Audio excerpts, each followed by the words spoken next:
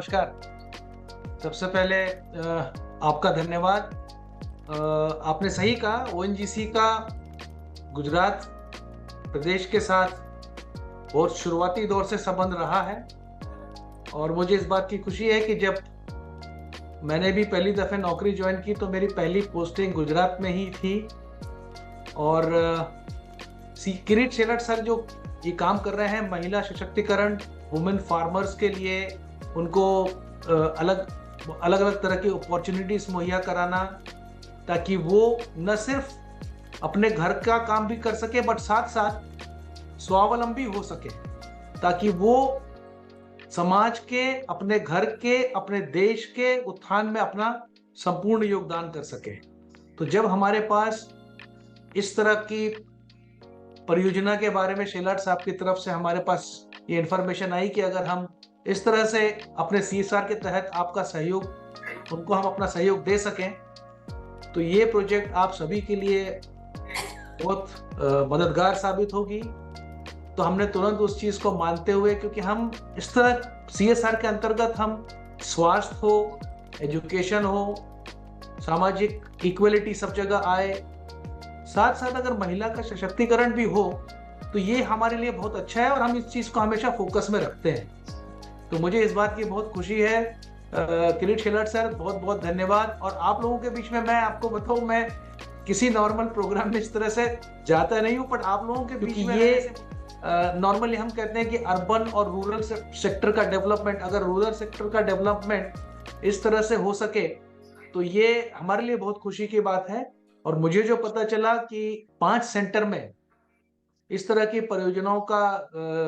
परियोजनाएं लागू करने का विचार था, जिसमें से आज हम जो यहाँ अमरेली के प्रोग्राम में है, ये उसमें से एक उसी कड़ी की एक जगह है। तो बहुत खुशी का मौका है हमारे लिए और हमको इस बात का गर्व है कि हम गुजरात प्रदेश के आगे बढ़ने में, खासकर हमारे जितने भी वहाँ रहने वाले लोग हैं, आप लोगों की बढ़ोतरी में हम अपनी तरफ से अगर हम उसमें मदद कर सकें तो ये हमारे लिए बहुत खुशी का विषय है। बहुत बहुत धन्यवाद। Thank you. जय हिंद। यदि हम पिछले 10 वर्षों में जो कृषि में बदलाव आया है उसको देखें तो वो एक क्रांतिकारी बदलाव है। पहले कभी भी देश में कृषि का वृद्धि दर इतना नहीं था जो पिछले 10 वर्ष में हुआ है। 4.5% की रेट से कृषि में वृद्धि आई है। इसी तरह अब भारत दुनिया का सबसे तेज गति से कृषि में विकास लाने वाला देश बना है। ये जो क्रांतिकारी बदलाव कृषि में आया है, ये कृषि तक ही सीमित नहीं है। इसने बहुत से सामाजिक पहलुओं में भी एक अभूतपूर्व परिवर्तन लाए। सबसे बड़ा परिवर्तन जो आया है, जिसको बहुत से विद्वान दुखद बात है कि इग्नोर कर रहे हैं, वो ये है कृषि में इतना तेज विकास होने से जो महिलाओं का वर्क पार्टिसिपेशन रेट है वो लगभग पिछले 8 साल में डबल हो गया है। 7-8 साल पहले केवल 16% महिलाएं, टोटल आबादी का 16% महिलाएं एक वर्कर की श्रेणी में आती, लेकिन आज वो 31% पे पहुंच गया है। तो दूसरा जो हमारे देश में पॉवर्टी थी, पहले आज से 10 साल पहले देखें तो 22% लोग गरीबी रेखा से नीचे थे। जो लेटेस्ट आंकड़े हमारे आए हैं 22-23 के, वो ये दर्शाते हैं कि ये कम होकर 7% तक जो है रह गया। तो इन चीज़ों का होना और इसके साथ साथ जो इस सरकार ने 1-2 और काम किए, जैसे पहले महिलाओं को पानी लेने के लिए 2-2, 3-3 घंटे घर में पानी की व्यवस्था करने के लिए लग जाते, लेकिन अब हर घर में जल वो 2-3 घंटे उनके पास बच गए। इसी तरह कई क्षेत्रों में जो हमारी बहनें हैं, माताएं हैं, बच्चियां हैं, वो अपनी रसोई के लिए लकड़ी लेकर आना, इकट्ठा करके लाना। लेकिन ये जो हमारी उज्ज्वला स्कीम है, ये बहुत से घरों में आई, चाहे 100% नहीं, लेकिन उसने एक बदलाव लाया। तो इस तरह के जो बदलाव सरकार ने अपने आप विकास प्रयासों से किए और एग्रीकल्चर में हुए, उनका महिलाओं के जीवन पे एक बहुत ही पॉजिटिव इम्पैक्ट आया है। और उस पॉजिटिव इम्पैक्ट का पहला संकेतक ये है कि उनका वर्क पार्टिसिपेशन रेट पिछले 7-8 वर्ष में 2 गुना हो जाना। नहीं तो वो ज़्यादातर घर के काम में ही उनके लगते थे, वो वर्कर बन ही नहीं पाती थी। अब जब वुमेन सुपेयर हुई उन चीज़ों से, तभी वो काम करने लगी। तो यदि हम उनकी एनर्जी एक पॉजिटिवली चैनलाइज नहीं करेंगे तो कुछ देर के बाद एक फ्रस्ट्रेशन आनी शुरू हो जाएगी। तो मैं आज की इस गोष्ठी को इस नज़रिए से देखता हूँ कि क्योंकि महिलाओं की भागीदारी वर्क में अब बहुत हो रही है। जैसे कृषि में मैं ऑल इंडिया की एवरेज दूं तो आज आधी वर्कर कृषि में महिलाएं हैं, कहीं ज़्यादा हो सकती हैं, और ये भी रूरल अर्बन यदि जो हम टोटल कृषि को देखें ये उसमें है।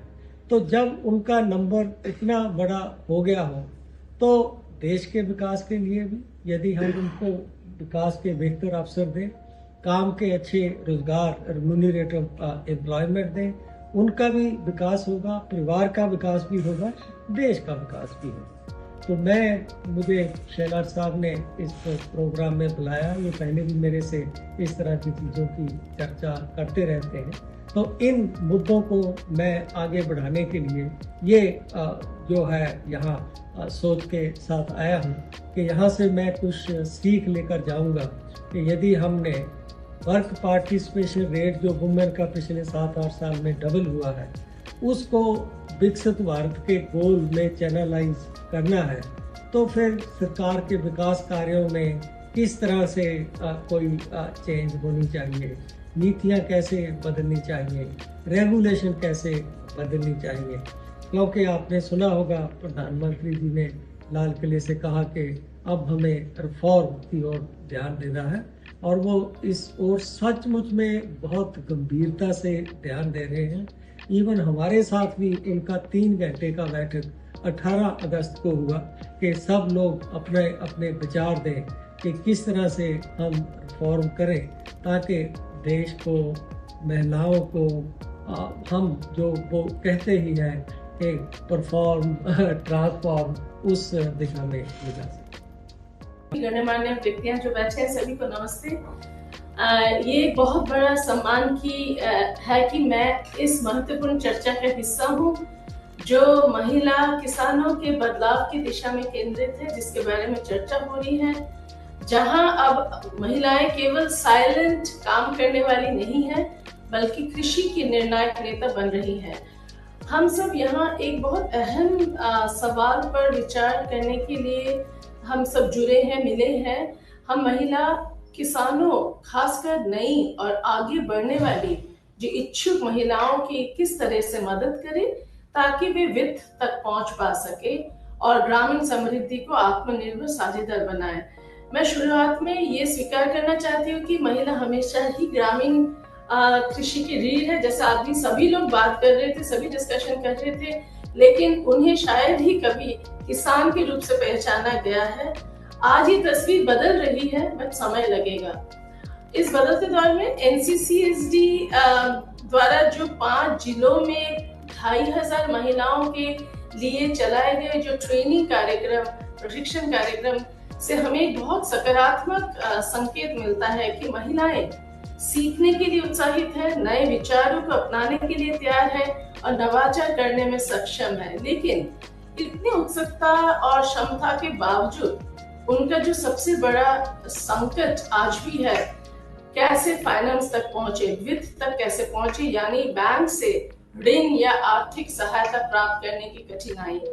और सभी लोग ये डिस्कस कर चुके हैं, फिर भी मैं एक बार फिर से दोहराना चाहती हूँ कि ग्रामीण महिलाओं के लिए फाइनेंशियल इंक्लूजन में कई बड़ी चुनौतियां हैं, बाधाएं हैं, जिनमें सबसे बड़ी है ग्रामीण की जमीन का मालिकाना हक। देश में केवल 13% से भी कम रूरल वुमेन, ग्रामीण महिलाओं के पास जमीन है, जबकि वे खेती किसानी में बराबरी से काम करते हैं खेतों में और उनकी जमीन उनके नाम से ना होने की वजह से उनके बैंक से लोन मिलना बहुत मुश्किल हो जाता है। ये सभी चर्चा का आज का विषय था, इसी पे हम लोग आज मिले हैं और डिलिबरेशन कर रहे हैं। दूसरी जो बड़ी चुनौतियां है फाइनेंशियल लिटरेसी, उसकी कमी, वित्तीय साक्षरता। बहुत सी ग्रामीण महिलाएं बैंक से जुड़ी सेवाओं, बचत या निवेश और जितने भी गवर्नमेंट स्कीम्स हैं वो सभी ठीक से वो नहीं जानती हैं, जिसके वे इनका सही फायदा नहीं उठा पाती हैं। और एक जो हमारे सोशल नॉर्म्स, जो डीप रूटेड सोशल नॉर्म्स और जेंडर बायसेस हैं, वो भी एक रुकावट पैदा करते हैं महिलाओं के लिए। आमतौर पर घर में आर्थिक मामलों की बात पुरुष ही करते हैं। बैंक जाए, लोन की बात करे या सरकारी योजना के लिए आवेदन करे, ये सभी जिम्मेदारियां पुरुषों की मानी जाती है, महिलाओं के नहीं। ये सिर्फ ग्रामीण में नहीं, इवन अर्बन शहरों में भी देखा जाता है कि women are less involved or engaged in financial decision making. इसके अलावा जो एक और सबसे बड़ा जो समस्या है, जो अभी डिस्कशन चल रहा था, कई महिलाएं बोल रहे थे, एक है कि पहचान और दस्तावेजों की कमी, lack of identification and documentation, वो एक बहुत बड़ी समस्या है।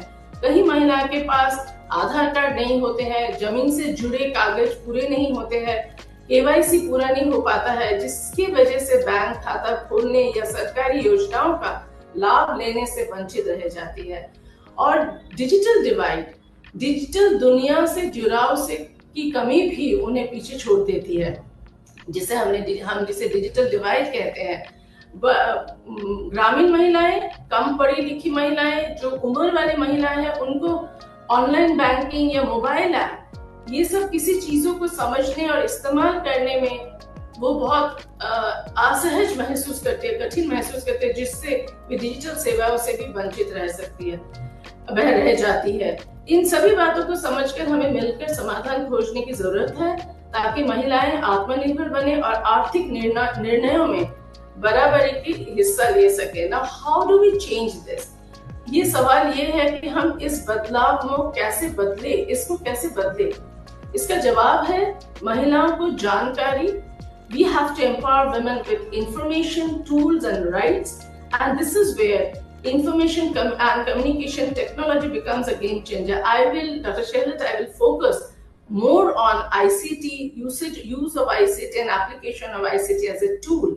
So जो सबसे बड़ी महिलाओं की जानकारी, साधन और अधिकार देना होगा, उससे हमें सबसे बड़ी भूमिका निभाती है सूचना और संचार तकनीकी। Let me give you some example. I think I'm actually talking to a well-informed and educated people who are all from the agriculture background and all from the government system. But still, I would like to emphasize some of the examples which are success stories in other states and also in Gujarat. Like in Jharkhand, there is a unique initiative called Tablet Didi. Many of you are aware of it.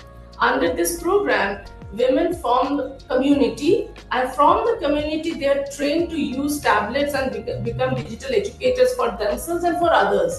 They help their peers open bank accounts, learn how to use mobile wallets, apply for loans, and even link Aadhaar with saving schemes. And these women are not only learning themselves but are building digital confidence in entire communities. There are in many districts in Jharkhand these tablet didis are operating, and they have been trained by, and these tablet didis are mostly the SHG women, and they've been trained by banks, they're trained by NABARD and also other Grameen Bank and RRBs. Similarly, NABARD has supported several ICT-based models where SHG women are trained to manage their savings and credit digitally. Like wherever the rural banks are far away, business correspondents, Sakhis are there. These are the local women with point-of-sale machines and mobile connectivity. They are bringing banking services to the doorstep of the remote villages. And mobile-based apps is already a lot of places it is available. Everybody has mentioned about it. Even in your note you have mentioned. But their banks are using SMS alerts, IVR services to notify women about their loan due dates, insurance updates. But what is important is these services are delivered in local languages, through simple voice calls, so that literacy is no longer a barrier. But financial inclusion is not just about money. It's also about land ownership and identity. Many states have digitized land records. There are so many apps available, but these platforms are still not very user-friendly for women, especially those with limited education or digital access. So we need to make these platforms voice-enabled, multilingual, and mobile compatible. And women need guidance on all these schemes like PM Kisan or KCC. And some of the excellent grassroots example is Seva, which is in Gujarat. They are using ICT tools to empower women farmers and promote their economic independence.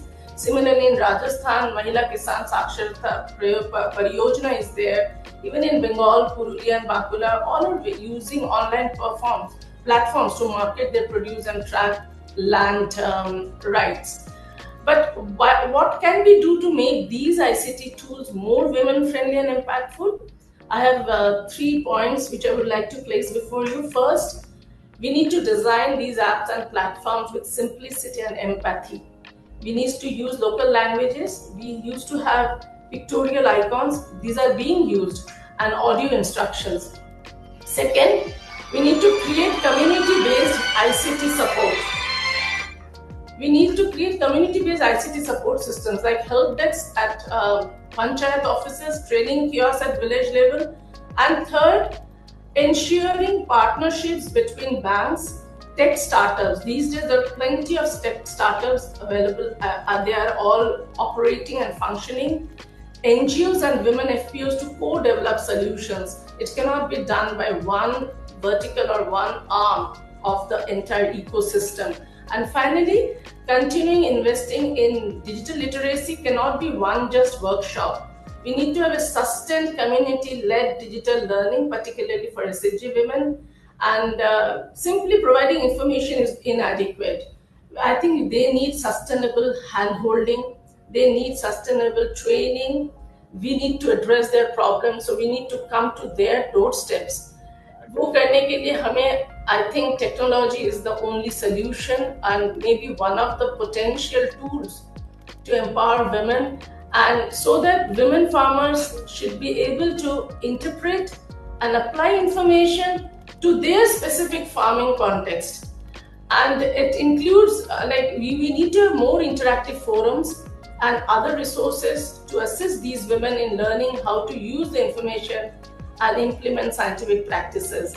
बहुत सारे कृषि मंच और extension services available है, वहां तक महिलाओं को पहुंचाना, उनके रेगुलर एक्सेस देना भी एक आई थिंक हमारा दायित्व है. And ICTs, since I emphasize more on ICTs, it is not as just a tool for social empowerment. It is bridging the gap between women and financial systems, and it can really help women to save, borrow, invest, secure land rights, and ultimately take control over their economic future. And we need to make this technology accessible, inclusive, and we need to women farmers, new farmers. સૌથી પ્રથમ તો NCCST અને તમામ સહયોગી સંસ્થાઓને હું હૃદયપૂર્વક અભિનંદન પાઠવું છું કે મહિલા ફાર્મર્સને લગતા આ એક એવો વિષય છે જે ખેડૂત સમાજમાં ચાલી રહેલ સમકાલીન પરિવર્તનોને સ્પષ્ટ રીતે દર્શાવે છે, ખાસ કરીને મહિલાઓની ભૂમિકા અને તેની નવી વ્યાખ્યા. ખેડૂત સમાજનો આધાર મોટાભાગે મહિલાઓના દ્રઢ સંકલ્પ અને સતત શ્રમ પર નિર્ભર રહ્યો છે. ભલે પરિવારમાં કે સમાજમાં જેવી રીતે ખેતરની ઓળખાણ થતી હોય, આપણે જ્યારે કોઈ પણ ખેતરની મુલાકાત લઈએ છીએ ત્યારે મોટા પ્રમાણમાં ત્યાં ઘરની મહિલાઓ અથવા તો મહિલા શ્રમિક કામ કરતા હોય છે અને પરંપરાગત રીતે તેઓ ખેતીમાં ભાગીદારી નિભાવે છે.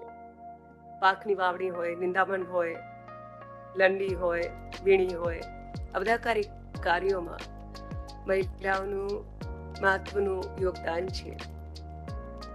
અને મેં ઘણી વખતે એવું બી જોયું છે કે આ એક યુનિટની તરફ પરિવાર કામ કરે છે અને એમાં જે ખેત પેદાશ હોય છે એનો પ્રી સોઈંગ, પોસ્ટ હાર્વેસ્ટિંગ, ઘણા બધા ઓપરેશન્સ, પછી ઘરમાં કેટલ હોય તો એને લગતા ઓપરેશન્સ, અને સાથે સાથે એક સપોર્ટની ભૂમિકા પણ મહિલાઓ નિભાવે છે. આજની પ્રગતિશીલ મહિલા ખેડૂતો હવે લેન્ડ ઓનર્સ બી થાય છે અને હવે નક્કી પણ કરે છે કે શું વાવવું, ક્યારે વાવવું, કઈ દવા ખાતર આપવું અને બજાર સુધી ઉત્પાદન ક્યારે અને કેવી રીતે પહોંચાડવું. આ પરિવર્તન પરિવારમાં ભૂમિકામાં બદલાય છે પૂરતું નથી, પરંતુ હવે મહિલા ખેડૂતો આત્મવિશ્વાસ સાથે આગળ વધે છે, જેથી આપણે નવા ખેડૂત તરીકે આપણે બહેનોને ઓળખીએ છીએ. સ્વાભાવિક છે કે આવા પરિવર્તનમાં નાણાકીય સહાયનો વિષય મહત્વનો બની જાય છે. બહેનો તથા સખી મંડળ જેવા જૂથો માટે લોન માટે નાબાર્ડ અને સરકારી યોજનાઓના અંતર્ગત લાભ મેળવી શકે છે. ઘણી બધી યોજનાઓ મહિલાઓ માટે છે અને એમાં કેટલાકમાં ઇન્ક્રીઝડ ઇન્સેન્ટિવ સ્ટ્રક્ચર મહિલાઓ માટે ઓફર કરવામાં આવ્યું છે, પણ આપણે એ લોકોને આ નાણાકીય સવલતો તરફ ચેનલાઇઝ કરવાની જરૂર છે. નાણાકીય સંસ્થાઓના ફોર્મ ભરવાનું, સાધનિક આધાર પુરાવા વગેરે ભેગા કરવાના અને સૌથી મોટી વસ્તુ છે કે ધિરાણ મેળવવા માટે એમને રિસ્ક ટેકિંગ એબિલિટી એના અંદર ડેવલપ કરવાનું. મહિલાઓ માટે વિશેષ આપણે એમાં કામ કરવાની જરૂર છે, જેથી કરીને આપણે એને સપોર્ટ કરીને અને ધિરાણ અપાવી શકીએ. મને ખૂબ આનંદ થાય છે કે NCCST દ્વારા છેલ્લા કેટલાક મહિનાઓમાં 5 જિલ્લામાં 2500 જેટલી મહિલાઓને ખેતી અને વ્યવસ્થાપન માટે તાલીમ આપવામાં આવી છે અને આ વારંવાર ડૉક્ટર શેરત સાહેબ આ બાબતે વાત કરતા હોય છે અને આ બાબતે ઘણું બધું રસ સંસ્થા તરફથી અને સાહેબ તરફથી પોતે લેવામાં આવી રહ્યું છે. એમાંથી અનેક બહેનો આજે ખેતીની સાથે સ્વતંત્ર જૂથ બનાવીને પ્રોસેસિંગ કરી વેચાણ સુધી આગળ વધી રહી છે. ભારત સરકારશ્રીની જે PM કિસાન સન્માન નિધિ યોજના છે, એમાં ખેડૂત કુટુંબોને 6,000 રૂપિયાની સહાય વર્ષ 2019થી ચૂકવવામાં આવી રહી છે. એમાં પણ 20 લાખથી વધુ મહિલાઓને આ લાભ મળી રહ્યો છે, મહિલા ખેડૂતોને, અને તેઓને બેંક ખાતામાં ઓછામાં ઓછો 1 હપ્તાનો DBT માધ્યમથી લાભ મળે છે. ભારત સરકારશ્રી દ્વારા દીનદયાળ ઉપાધ્યાય અંત્યોદય યોજનામાં નેશનલ રૂરલ લાઇવલીહુડ મિશન દ્વારા મહિલા સ્વસહાય જૂથોને ડ્રોન પણ પૂરા પાડવામાં આવી રહ્યા છે અને આ ડ્રોન થકી એગ્રીકલ્ચર ઓપરેશન્સ કરવા માટે આપણે 500 રૂપિયા પ્રતિ એકર સહાય પણ આપીએ છીએ. અને હવે ગત વર્ષથી આપણે SHGs જો આ કામગીરી કરતી હોય તેમને સીધું પણ પેમેન્ટ કરવાનું આપણે વ્યવસ્થા કરી છે. એમાં ઘણી બધી મહિલાઓ જેને આપણે ડ્રોન દીદી તરીકે ઓળખીએ છીએ આમાં ભાગ લઈ રહી છે. ફાર્મ મશીનરીને લગતી જે અમારી સહાયની યોજના છે, એમાં મહિલા ખેડૂતોને 10% વધારાની સબસિડી, વધારાની સહાય મળે છે, જેથી જેમના ખેતર છે એમાં જેટલા બી ફાર્મના ઇક્વિપમેન્ટ હોય એની ઓનરશિપ પણ બહેનોની હોય. આ ઉપરાંત મહિલા ખેડૂતો માટે આપણે તાલીમના પણ વિશેષ વર્ગો ચલાવ્યા છે, જેમાં 3 દિવસીય સંસ્થાકીય તાલીમ તથા પ્રેરણા પ્રવાસનું આયોજન પણ આપણે ખેડૂત તાલીમ કેન્દ્રો મારફત કરી રહ્યા છીએ. ભારત સરકાર દ્વારા નેશનલ મિશન ઓર નેચરલ ફાર્મિંગ અમલમાં મૂકવામાં આવેલ છે અને એ પહેલાથી જ લગભગ 5 વર્ષ પહેલાથી ગુજરાતમાં પ્રાકૃતિક ખેતીમાં ઘણું બધું સારું કામ થયેલ છે અને એક મિશન તરીકે આપણે એને ઉપાડ્યું છે. આમાં 3 ગ્રામ પંચાયતના આપણે ક્લસ્ટર બનાવીએ છીએ અને ક્લસ્ટર બનાવીને પ્રાકૃતિક કૃષિ કરતા ઈચ્છતા જે ખેડૂતો છે એના 100, 125, 150ના ક્લસ્ટર કરીને આપણે એને તાલીમ આપતા હોઈએ છીએ. મોડલ ફાર્મનો વિકાસ કરતા હોઈએ છીએ. બાયો ઇનપુટ રિસોર્સ સેન્ટરનું ડેવલપમેન્ટ કરતા હોઈએ છીએ, સેટઅપ કરતા હોઈએ છીએ અને દરેક ક્લસ્ટરમાં 2 કમ્યુનિટી રિસોર્સ પર્સન અને કૃષિ સખી આપણે જે દરેક ક્લસ્ટરમાં એક મહિલા કૃષિ સખીનું આપણે અપોઇન્ટ કર્યું છે. એમને આપણે સઘળી ઇન્ટેન્સિવ તાલીમ આપી છે પ્રાકૃતિક ખેતી માટે અને આ પ્રાકૃતિક ખેતી માટેની તાલીમ લઈને એ લોકો ખેતરે જઈને પ્રાકૃતિક કૃષિની તાલીમ આપે છે અને હેન્ડહોલ્ડિંગ કરે છે. આમ આપણે ટોટલ 4,854 ક્લસ્ટર તૈયાર કર્યા છે અને 9,492 કૃષિ સખી, જેને આપણે કમ્યુનિટી રિસોર્સ પર્સન બી કહીએ છીએ, એની પસંદગી કરવામાં આવે છે. એક ક્લસ્ટરમાં 2 હોય છે. જે પૈકી કુલ 8,372 કૃષિ સખીને આપણે તાલીમ પણ આપી દીધી છે અને કૃષિ સખીઓને દૈનિક ₹300 મુજબ એક માસમાં મહત્તમ 16 દિવસ માટે ₹4800નું માનદ વેતન તથા ₹200 પરિવહન ખર્ચ મળી લગભગ ₹5,000 મળવાપાત્ર થાય છે. શહેરી તથા ગ્રામ્ય મહિલાઓને ફળ ને શાકભાજીની પરીક્ષણ અને જાળવણી માટેના 2 દિવસ અને 5 દિવસની તાલીમ આપવામાં આવે છે અને બહેનોને જેમ, જેલી, શરબત, અથાણા, તૂટી ફ્રૂટી, મામલેટ વગેરે કઈ રીતે બનાવવા અને વેલ્યુ એડ કરીને ફૂડને કઈ રીતે પ્રિઝર્વ કરવું એ તાલીમ આપણે આપીએ છીએ અને તે પછી સ્ટાઇપેન્ડ પણ એમને આપવામાં આવે છે. પશુપાલનમાં આપણે બહેનોને ખાસ કરીને પ્રાયોરિટી આપીએ છીએ અને 5 વર્ષ સુધી મહિલા ખેડૂતોને અન્ય ખેડૂતોની સરખામણીમાં 1% વધુ એટલે કે 8.5% વ્યાજ સહાય આપવામાં આવે છે. એટલે ઘણા બધા પ્રયાસો આપણા તરફથી થઈ રહ્યા છે. આપણે ત્યાં મહિલા FPOs અને SHGs હવે ઘણું બધું ખેતીના ક્ષેત્રે કાર્ય કરી રહ્યા છે. એમાં અમારા ઘણા બાયો ઇનપુટ રિસોર્સ સેન્ટર, એમાં જીવામૃત, બીજામૃત, સ્પર્ણી અર્ક, નીમ અર્ક વગેરે આ બહેનો બનાવે છે અને એનું વેચાણ કરે છે. અને એ સિવાય FPOsમાં પણ ઘણા બધા મહિલા FPO છે જેને સારું એવું ટર્નઓવર ટેન કર્યું છે અને એ લોકો પણ પ્રવૃત્તિઓ કરીને, ખેડૂતલક્ષી પ્રવૃત્તિઓ કરીને અને પોતે ખેડૂત પણ હોઈને પ્રાકૃતિક ખેતી જ નહીં પણ અન્ય કામો પણ કરી રહ્યા છે. આટલું વાત થયા પછી આપણે જાણવું જરૂર છે કે હજી આમાં ઘણું આપણે કામ કરવાની જરૂર છે અને દરેક જિલ્લામાં મહિલા ખેડૂત વિકાસ અભિયાન જો આપણે ચલાવીએ તો મહિલા ખેડૂતને તાલીમ, તાંત્રિક સહાય, નાણાકીય સહાય, બજાર જોડાણ એમાં આપણે ઘણું બધું ઇન્વોલ્વ કરી શકીએ છીએ. આપણે ફાર્મ સ્ટોરેજ સ્ટ્રક્ચર્સ પ્રમોટ કરી રહ્યા છીએ, વેર હાઉસીસ સ્ટોરેજ કરી રહ્યા છીએ. કોઈ પણ જાતનું ડિસ્ટ્રેસ સેલ ફાર્મર્સે ન કરવું પડે અને પોતાનું પ્રોડ્યુસનું સારું એવું એમને રિટર્ન મળે એ પ્રકારે એ આપણે કાર્યવાહી અચીવ કરી શકીએ તેવું આપણું ખાસ અભિગમ છે. એના માટે વેલ્યુ એડિશન માટે આપણે ખાસ પ્રયત્નો કરી રહ્યા છીએ અને હવે આપણે PMFME યોજના, AIF યોજના અને MIDH યોજના, એમાં ખાસ કરીને જે MIDH એટલે હોર્ટિકલ્ચરની યોજના છે, mission for integrated development of horticulture. PMFME યોજના જે છે એ ફૂડ પ્રોસેસિંગની યોજના છે અને એ સિવાય પણ ગુજરાત સરકારની કોલ્ડ સ્ટોરેજ, વેલ્યુ એડિશનની આ બધાની યોજનાઓ આપણે શરૂ કરી છે.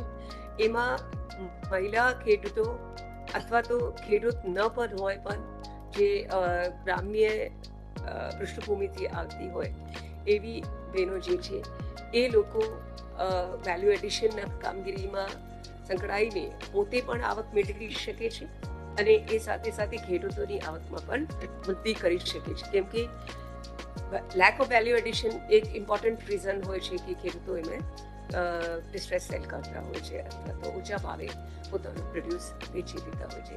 એટલે ઓવરઓલ ફાર્મર ઇન્કમ વધારવામાં મહિલા ખેડૂતોનું ઘણું મોટું ફાળો છે અને આ એમનું જે કન્ટ્રીબ્યુશન છે એ સતત વધતું રહે અને ફક્ત બેસિક લેવલ ઉપર નહીં પણ એડવાન્સ રીતે એક સપોર્ટ સિસ્ટમની તરીકે નહીં પણ એક એક્ટિવ પ્લેયર તરીકે મહિલા ખેડૂતો વિકાસ પામે એ પ્રકારે આપણે કામ કરવાની જરૂર છે અને એમાં NCCSD અને તમામ જે સંસ્થાઓ કામ કરી રહી છે એ ઘણું સારું કામ કરી રહી છે. કેમ કે આમાં એઝ ફાર એઝ મહિલાઓને લગતા ઇશ્યુઝ છે કે ફક્ત એમને અવેરનેસ જનરેટ કરવાનું કે એમના અંદર એક ઈચ્છા ઊભી કરવાની કે હું કોઈ આર્થિક પ્રવૃત્તિ કરું, એનાથી પણ વધુ જે કામ છે એમના અંદર હિંમત પેદા કરવાની કે હું આ કામ કરી શકીશ, નંબર 1. અને નંબર 2, આમાં જે બી કંઈ મને પારિવારિક, સામાજિક અને આર્થિક અવરોધો આવશે એને હું ઓવરકમ કરી શકીશ. એ પ્રકારનું કોન્ફિડન્સ, વિશ્વાસ એના અંદર લાવવાની બહુ જ જરૂર છે, કેમ કે કોઈ પણ આપણે કામ કરવા જઈએ છીએ, કોઈ પણ કામ કરવા જઈએ છીએ, એમાં હર્ડલ્સ તો આવે છે, એમાં અવરોધ ઉત્પન્ન થાય છે. એટલે આપણે આ ડિટર્મિનેશન અને એમાંથી એમને એવો વિશ્વાસ હોય કે મને સપોર્ટ કરવા માટેની સિસ્ટમ છે અને હું આ કરી શકીશ અને મારે કરવું જ છે, તો એવી ભાવના આપણે ઇન્કલ્કેટ કરવાની બહુ જરૂર છે. આપણે નવા જે ટેકનોલોજીના અમલ થાય છે, પ્રિસિઝન ફાર્મિંગ હવે આવે છે, ઘણા બધા નવા ખેડૂત સ્ટ્રક્ચર્સ જે એફપીઓના માધ્યમથી આપણે કામ કરી રહ્યા છીએ, ફાઇનાન્સિંગના નવા નવા મોડલ્સ આવી રહ્યા છે, એમાં એક્ટિવ રીતે આપણે એમને ઇન્વોલ્વ કરવાનો પ્રયાસ કરી રહ્યા છે અને આપણે ઘણા બધા સફળ પણ એમાં થઈ રહ્યા છે. આપણે નાબાર્ડ તરફથી પણ ઘણા બધા પ્રયત્નો કરવામાં આવી રહ્યા છે, બેંક તરફથી ઘણા બધા પ્રયત્નો કરી રહ્યા છે. ખાસ કરીને આપણે નાણાંની વાત કરીએ, મહિલાઓ જે છે એમનું કમ્પ્લાયન્સ, એમના નાણાં બાબતે એમનું કમ્પ્લાયન્સ અને હિસાબ એ પરફેક્ટ હોય છે. એટલે banks are also very safe lending to women, કે અમને અમે આપશું, અમને પાસે અમારું INPA નહીં થાય, આપણે પૈસા પાછા મળશે. બિકોઝ આ સેન્સ ઓફ ઇન્ટેગ્રિટી જે છે એ બહેનોની અંદર બહુ વધારે હોય છે અને સેન્સ ઓફ જસ્ટિસ એમના અંદર બહુ વધારે હોય છે. એના કારણે આપણા જે બેંક્સના નાણાં આમાં સેફ હોય છે. એટલે બેંક્સ આર વેરી કોન્ફિડન્ટ કે મહિલાઓને નાણાં ધિરાણ આપે, એટલે બહેનો જો એમાં આગળ આવે. અને એક વસ્તુ અહીંયા ખાસ બતાવવાની જરૂર છે, આપણે કહેવાની જરૂર છે કે મહિલા ખેડૂતોનું ઇન્વોલ્વમેન્ટ ફક્ત એક નામ ખાતર નહીં, કે આપણે એકચ્યુઅલ ઓનરશિપ એમની હોય, તે આપણે એકચ્યુઅલ એક્ટિવ ઓનરશિપ, એટલે કે સક્રિય ભાગીદારી હોવી બહુ જરૂરી છે. એટલે એમાં કે આજે આપણા માનનીય પ્રધાનમંત્રીશ્રીએ જ્યારે અહીંયા મુખ્યમંત્રીશ્રી હતા, એ પેલું જમીન માટે કાયદો લાવ્યા હતા કે બહેનોને પ્રોપર્ટીની ઓનરશિપ આવે, એના માટે 1% જે રજિસ્ટ્રેશન ફી હતી એ બહેનો માટે વેવ કરી દીધી હતી. અને એના કારણે સરકારને ઘણું બધું આર્થિક નુકસાન પણ ગયું, પણ એનો જે ફાયદો આવે છે એ એટલું બધું થાય છે કે બહેનો હવે પ્રોપર્ટી ઓનર્સ થયા છે. અને જે હું 20 લાખ ખેડૂતો આપને બતાવું છું જે PM કિસાનમાં છે, એનું પણ એક રીઝન આ જ છે કે જ્યારે જમીન વેચાણ લે છે, એ લોકો હવે પ્રેફર કરે છે કે બેનના નામે જમીન હોય તો પછી એને રજિસ્ટ્રેશન ફીની બચત મળે. એના કારણે પ્રોપર્ટી ઓનરશિપમાં બહેનોનો સારો એવો ફાળો આવ્યો છે. પણ જે મેં કીધું કે હજી પણ અહીંયા સાઇન કરી દો અને સાઇન કરી દે, એવી ભાગીદારીથી આપણે આગળ જઈને સક્રિય ભાગીદારી, ડિસિઝન મેકિંગ વાળી ભાગીદારી અને ડિસિઝન મેકિંગ સાથે એકાઉન્ટેબિલિટી વાળી ભાગીદારી હવે લાવવાની જરૂર છે. સર એમાં ઘણા બધા પ્રયત્ન કરી રહ્યા છે, આગળ એમના પ્રયત્નો ચાલુ રહેશે એવી મારી મને સંપૂર્ણ ખાતરી છે. અને મારા તરફથી જે બી સહયોગ થશે એ કરતી રહીશ. Honorable Dr. Sela sir, Dr. Pathak sir, Dr. N.C. Patel sir, Dr. Mbuya, Dr. Deriva, Dr. Kinkini, our Director of Extension and Team Junagadh, અને પાર્ટિસિપન્ટ સર્વે બહેનો. ખાસ કરીને ચોમાસું પૂર્વે કઈ કાળજી લેવી એ માટેની તાલીમ સેલા સાહેબ અને એમની ટીમ દ્વારા આયોજન કરવામાં આવેલું છે. એ ખૂબ જ જરૂરી છે, કારણ કે ગુજરાતમાં જ્યારે પ્રથમ કૃષિ મહોત્સવનું આયોજન કરનાર પણ સેલા સાહેબ જ હતા. એટલે સેલા સાહેબ ખૂબ સારી રીતે સમજે છે. અને અખાત્રીજ પણ નજીક આવી રહી છે, એટલે અખાત્રીજનું ખેડૂત માટે શું મહત્વ છે એ ધ્યાને લઈ અને આ તાલીમનું આયોજન કરેલું હોય એવું હું ચોક્કસપણે વિચારું છું. ખાસ કરીને અખાત્રીજથી ખેડૂતો પોતાની જમીનની તૈયારીની શરૂઆત કરતા હોય છે. અને ચોમાસું સિઝન માટે જમીનની તૈયારી ખાસ કરીને આપણા દેશમાં મોટાભાગે આજે પણ ચોમાસું આધારિત ખેતી થતી હોય તો જમીનની તૈયારી પણ એટલી જ અગત્યની છે. તો ખાસ કરીને જમીનની તૈયારી કરવામાં જે ખેડૂતો ઘણા મુદ્દાને એટલું મહત્વ નથી આપતા, તો એ મુદ્દા પ્રત્યે હું ખાસ ધ્યાન દોરવા માંગુ છું. તો ખાસ કરીને જે જમીનની અંદર આપણે ચોમાસું દરમિયાન પાક લેવાનો છે, એ પાક માટે પાણી જે ખેતર છે આપણું, એના પાણીનો નિકાસ, કારણ કે ગ્લોબલ વોર્મિંગ, વાતાવરણ બદલાવ ને કારણે વરસાદ જે આવે છે એટલો ઇન્ટેન્સિટીમાં આવે છે કે એને કારણે એ પાણી છે એ ખેતરમાં ઘણું બધું ધોવાણ કરતું હોય છે. તો એ પાણીના નિકાસને વ્યવસ્થિત કરવા જરૂરી છે. એ જ રીતે જે પોતાનું ખેતર છે કે જેમાંથી એમને પાક લેવાનો છે, તો એમાં વધુમાં વધુ પાક લેવા માટે સેઢાપાડાથી માંડી અને દરેક બાબતની કાળજી લેવી જરૂરી છે. ખાસ કરીને જ્યારે વરસાદ ઉપર તૈયારી કરી રહ્યો હોય, ઉપર ઝળુંબી રહ્યો હોય, એવા સમયે ખેડૂતો ખાતર લેવા માટે દોડતા હોય છે. એને બદલે અત્યારથી જ એમને સેન્દ્રિય ખાતરની જો આયોજન કરવાનું હોય તો સેન્દ્રિય ખાતરો ખેતરે પહોંચાડી દેવા જરૂરી છે. નેચરલ ફાર્મિંગમાં જે ખેડૂતો નેચરલ ફાર્મિંગ, પ્રાકૃતિક ખેતી કરતા હોય, તો એવા ખેડૂતોએ ઘન જીવામૃત અને જીવામૃત પોતાની રીતે બનાવી અને એનો સંગ્રહ કરી લેવાની પણ જરૂર છે.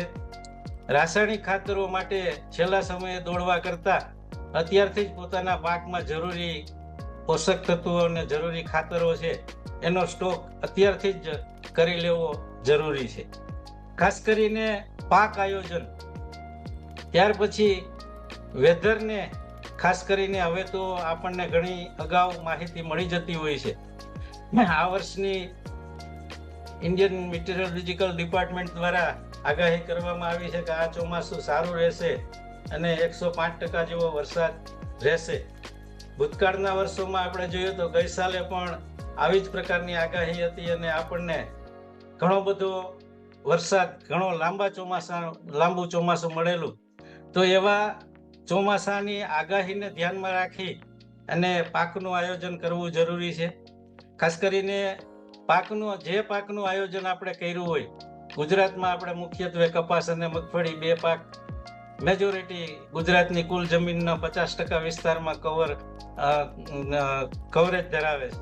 તો આ 2 પાકની પસંદગી કરતા પહેલા પણ બીજની સગવડ કરવી એટલી જ જરૂરી છે.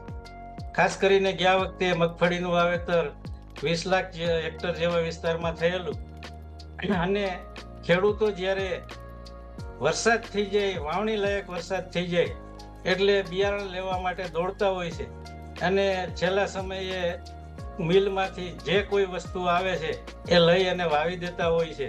એને કારણે પોતાનો પાક ઘણી વખતે ધારણા મુજબ ઉત્પન્ન નથી મળતું અને નિષ્ફળતા મળતી હોય છે. તો આવા સમયે બિયારણ ખાસ કરીને જો તમને એજન્સીઓ મારફત, રાજ્ય સરકારની બીજ નિગમ કે એવી એજન્સી મારફત જો તમને પૂરતા પ્રમાણમાં શાક ન મળે તો જાણીતા ખેડૂત પાસેથી પણ તમે બીજ લઈ શકો છો અને એમાં એને તમે એન્શ્યોર કરી શકો છો. ત્યાર પછી આવી વાત વાવેતર ક્યારે કરવું, કે ચોમાસામાં વરસાદ થઈ જાય ત્યારે અત્યારે વરસાદ એવો હોય છે, એ વરસાદમાં વાવણી લાયક વરસાદ થાય છે કે કેમ એ જોયા સિવાય ઘણા ખેડૂતો વાવેતર કરી દે છે અને એને બીજ ગુમાવવાનો વારો આવે છે. ઘણી વખતે ખોટી કમ્પ્લેનો પણ મળતી હોય છે કે અમારું બીજ હતું અને ઉગ્યું નહીં. તો ત્યારે એક જૂના જે ખેડૂતો હોય છે એ પોતે જ્યારે વરસાદ થઈ ગયો હોય તો વાવણી કરતા પહેલા જમીનમાં જોતા કે જમીન કેટલી પલળેલી છે, અને એવી સિસ્ટમ પ્રમાણે જ્યારે ધડે પાણી બેસે ત્યારે જો વાવણી કરવામાં આવે તો એમાં ઉગાવો સારો મળતો હોય છે. તો આ વાવણી કરતા પહેલા પણ આ ખાસ ધ્યાનમાં રાખવાની જરૂરી છે. ઘણી વખતે સાહેબ એવું બને કે 3-4 ઇંચ વરસાદ પડી ગયો હોય પણ અડધી કલાકમાં કે કલાકમાં 4 ઇંચ વરસાદ પડી ગયો હોય પણ જમીન બિલકુલ પલળેલી હોતી નથી. જે બીજ ભેજની વચ્ચે જવા જોઈએ, ભીની જમીનની વચ્ચે જવા જોઈએ, એને બદલે બીજ છે એ ઘણી વખતે ભેજની વચ્ચે હોય પણ એનું જેવું મૂળ છે એ સીધું જે કોરી જમીન નીચે હોય છે એમાં જશે, એટલે જે જર્મિનેશન ને સીધી અસર થશે અને આમ ઉગાવો પણ ખૂબ જ ઓછો મળતો હોય છે. તો આ બાબત ખાસ ધ્યાનમાં રાખવા જેવી છે. આ ઉપરાંત સૌથી વધુ યુનિવર્સિટીએ જે પાકની, બિયારણના દરની, ખાતરની જે કંઈ ભલામણો કરેલી છે એ ભલામણો મુજબ જવાથી આપણને મળતો હોય છે, વધુમાં વધુ ફાયદો મળતો હોય છે. પાઠક સાહેબે કીધું એ પ્રમાણે બિયારણનો દર ઘણા ખેડૂતો આપણું હેક્ટરે 100 થી 120 કિલો, જે ઝીણા દાણાવાળી મગફળીની જાતો છે એના 100 કિલો છે અને મોટા દાણાની જાતો છે એને 120 કિલો છે. પણ ખેડૂતો 35 કિલો એક વીઘે, એટલે કે લગભગ ડબલ કરતા પણ વધારે બિયારણનો દર રાખી અને વાવેતર કરતા હોય છે. આમ વધારે બિયારણ વાવેતર કરવાથી વધારે ઉત્પાદન મળી જતું નથી, ઉલટાનો રોગ જીવાતનો પ્રશ્ન વધારે થાય છે અને એને કારણે બંને બાજુથી ખેડૂતોને માર પડતો હોય છે. તો આ બાબતે પણ ખાસ ધ્યાન રાખવી જરૂરી છે. એથી વિરુદ્ધ દિશામાં ઘણી વખતે ઉગાવો ઓછો થયો હોય કોઈ કારણોસર, કે બિયારણ કોઈ જગ્યાએ દબાઈ ગયું હોય, કોઈ કારણોસર ઊંડું વાવેતર થઈ ગયું હોય, તો એવા સમયે ખાલાપુરી અને હેક્ટરે જે નિયત છોડની સંખ્યા છે એ જાળવવી પણ એટલી જ અગત્યની છે. તો આ જે ખાસ કરીને કાળજીઓ ચોમાસા પૂર્વે લેવાની જરૂરી છે, એ કાળજીઓ ખાસ કરીને જ્યારે મહિલા ખેડૂતો આપણી વચ્ચે તાલીમમાં જોડાયેલા હોય તો બહેનો છે ચીવટ માટે ખૂબ જ જાણીતા હોય છે, ને ચીવટથી જે કંઈ કામ કરે છે બહેનો એ ચીવટથી કરતા હોય છે. તો આ બધા મુદ્દાઓ બહેનો ખાસ કરીને ધ્યાનમાં લે એવી મારી આ તકે વિનંતી છે. બીજું, જ્યારે સાહેબ અત્યારે ચોમાસાની પેટર્ન એવી છે કે જ્યારે ચોમાસું આવશે તો જૂનમાં આવશે, પછી 1 મહિનો જેવું ગેપ આવશે. અને ઘણી જગ્યાએ ગુજરાતમાં પહેલા એક સાથે વાવણી થતી, પણ હવે ઇવન સૌરાષ્ટ્રમાં પણ 2 કે 3 તબક્કે વાવણી થાય છે. તો આવા સમયે જે વચ્ચેનો પીરિયડ, જે વરસાદ વગરનો પીરિયડ હોય, તો તેવા સમયે ડોક્ટર NC પટેલ સાહેબે કીધું એ પ્રમાણે જો ખેત તલાવડી અથવા તો પાણીનો સંગ્રહ કરેલો હશે તો એ વરસાદની રાહ જોયા વગર ત્યારે જરૂરી પિયત આપી દેવું જરૂરી છે. એને કારણે જે ઉત્પાદનનો લોસ છે એ આપણે નિવારી શકાય. એ સિવાય ખાસ કરીને પાકના જે ક્રિટિકલ સ્ટેજ છે, કટોકટીની અવસ્થાઓ, એ કટોકટીની અવસ્થાઓ દરેક પાકની કટોકટીની અવસ્થાઓ આપેલી છે. એ કટોકટીની અવસ્થાએ જો પાકને પૂરતો ભેજ ન હોય તો ઉત્પાદનમાં ખૂબ મોટું નુકસાન જતું હોય છે. એટલે એક કહેવત છે કે જન્માષ્ટમી ઉપર મગફળીનું જે વેજીટેટિવ ગ્રોથ જોઈને ખેડૂત ખુશ થતા હોય, એ જ મગફળી દિવાળી ઉપર જે ખુશ થતા હોય ખેડૂતો, એ નિરાશ પણ થતા હોય છે. એટલે વેજીટેટિવ ગ્રોથ પણ બહુ ન થાય અને વધારાનું નુકસાન ન થાય એ જોવાની ખાસ કરીને કટોકટીની અવસ્થાએ પ્રોપર ભેજ આપી અને એ કટોકટીની અવસ્થા સાચવી લેવાની એટલી જ જરૂરી હોય છે. બીજું, ખાસ કરીને ગયા વર્ષે કપાસના પાકમાં લગભગ 2 ફાલ, પ્રથમ વીણી જેને આપણે કહીએ, જે પ્રથમ ખેડૂતની ભાષામાં ફાલ કહીએ, તો પ્રથમ ફાલ લગભગ ખેડૂતના હાથમાંથી જતો રહ્યો, એવો જ બીજો ફાલ પણ ખેડૂતના હાથમાંથી જતો રહ્યો. તો આના માટે તમારે એક સાયન્ટિફિક બેઝ ઉપર પણ વિચારી કે કપાસમાં જે વહેલી પાકતી જાતો હોય તો એમાં 55 દિવસે ફ્લાવરિંગ આવી જતું હોય, તો તમારે એ રીતે આયોજન કરવું જોઈએ કે એ જે પ્રથમ ફાલ છે એ આપણા હાથમાં આવી શકે.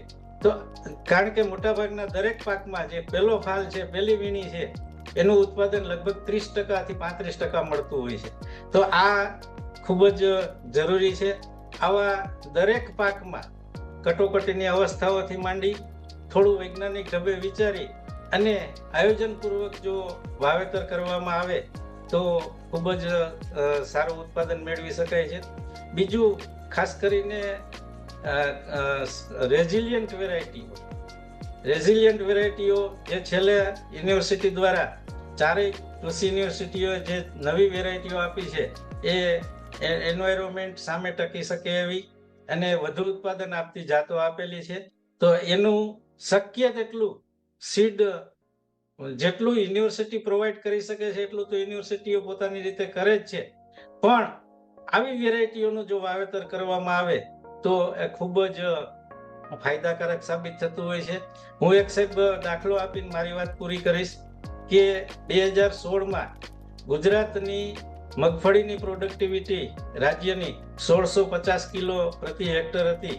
એ લાસ્ટ યર સાહેબ 2660 કિલો પ્રતિ હેક્ટર થઈ છે, અને એ 2660 કિલો એટલે લગભગ સાહેબ લાસ્ટ યર અને 2016ની કમ્પેરિઝન કરીએ તો ગુજરાતમાં ગયા વર્ષે 20 લાખ હેક્ટર જેવું વાવેતર હતું, તો 20 લાખ ટન મગફળીનું વધારે ઉત્પાદન યુનિવર્સિટીની વેરાયટીઓ, ખેડૂતોની મહેનત, પ્રાઇવેટ સીડ ઇન્ડસ્ટ્રી વાળાએ પણ યુનિવર્સિટીની વેરાયટીનું મલ્ટિપ્લિકેશન કરીને આપ્યું છે. અને એમાંય ખાસ કરીને સાહેબ જે આપણી 32 નંબર વેરાયટી છે એમાં ખેડૂતોમાં BT 32 તરીકે પ્રચલિત છે, એ સાહેબ ક્લાઇમેટ રેઝિલિયન્ટ છે, અને એ કદાચ અઠવાડિયું સુધી એમાં પાણી ભર્યું રહે છે તો પણ ઉત્પાદનમાં એમાં કોઈ સાહેબ ઘટાડો આવતો નથી. એટલે આવી વેરાયટીઓ પસંદ કરવાથી રાજ્યને પણ ફાયદો થશે, ખેડૂતને પણ ફાયદો થશે, અને આપણે ખેડૂતોને પગભર કરી શકીશું એવી આ તકે ખાસ કરીને તાલીમાર્થી બહેનીઓ આવા બધા સજેશનો ધ્યાનમાં લઈ આગળ વધે એવી અપેક્ષા સાથે મારી વાત પૂરી કરું છું. ડોક્ટર સેલાત સાહેબે અને પાઠક સાહેબે મને આ તક આપી છે એ બદલ આભારની લાગણી વ્યક્ત કરી મારી વાત પૂરી કરું છું. જય હિન્દ, જય Bharat. Thank you. Good morning, Dr. Shalat, and also your colleagues in India, and also good morning, Professor Mbuya.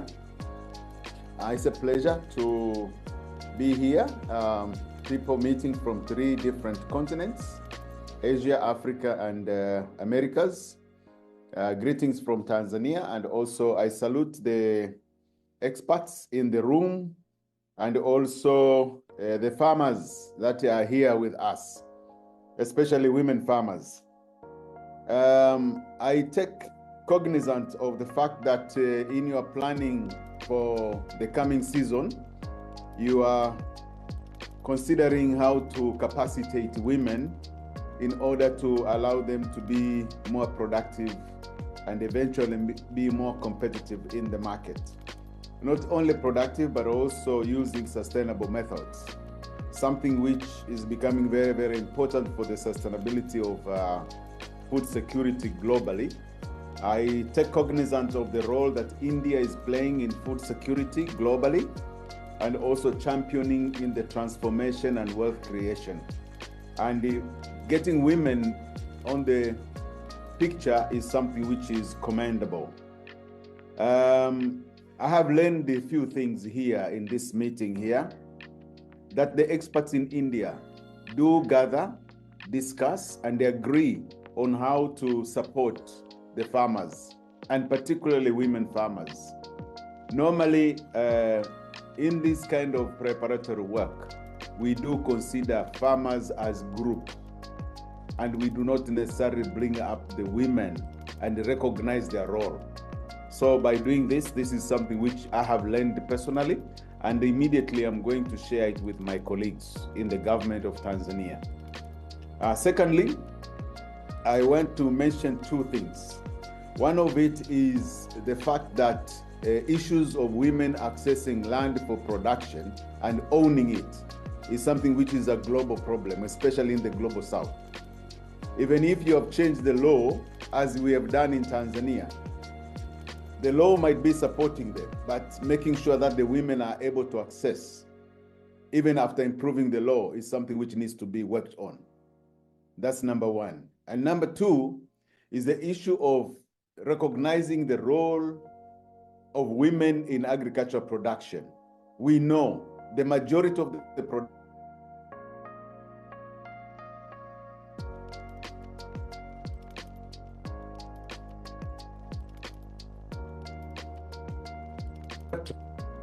I think this is something which we need to address, recognizing the value of the women contribution. If possible, you can even put the monetary number of it. And having said those 2 things, I thank you for inviting me. I will be listening carefully, and thank you for the good work that you're doing. Namaste. very much and good morning. It's very early in the morning here. Indeed, it is a pleasure to see experts and administrators from 3 different continents meet to talk about women farmers in India and perhaps elsewhere. Women are our mothers, they are our wives, our sisters, our daughters.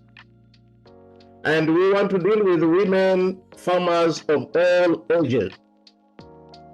So I'm requesting, before I proceed, to recognize all the women of India and everywhere. This is an opportune time and very appropriate time to talk about women. So I also like to thank MCCSD under the leadership of Dr. Shelat for organizing this. I've been in India for several times, perhaps 6 or so. So I'd also request the pleasure to recognize some of my friends from India as I see them in this meeting. I see Dr. Shelat there, Dr. Patel, Dr. Patak from Junagadh. I remember he gave me some buffalo milk when I was there. Now there is Dr. Shovatia, I don't know if he remembers me, Shri Shrov, and others. And also recognize the experts from Ethiopia and Tanzania. From Ethiopia, we have Dr. Diriba, is the president of a university, Gambrela, and we have Dr. Kirenga from Tanzania. There's so much to share between India, Africa, and United States, and so little to lose. As I always say, we had a meeting like this one in Ethiopia last week. Working together works, and we have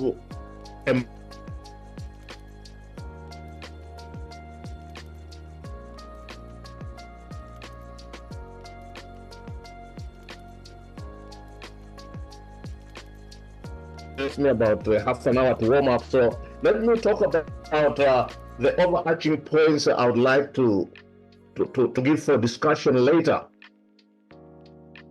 I know the devil is the details, and we cannot talk about all the details here, but we can discuss later. I was reading about some reports that global agricultural outputs and food security would increase by 20 to 30% if women had access to land, technology, and financial services, especially in rural areas.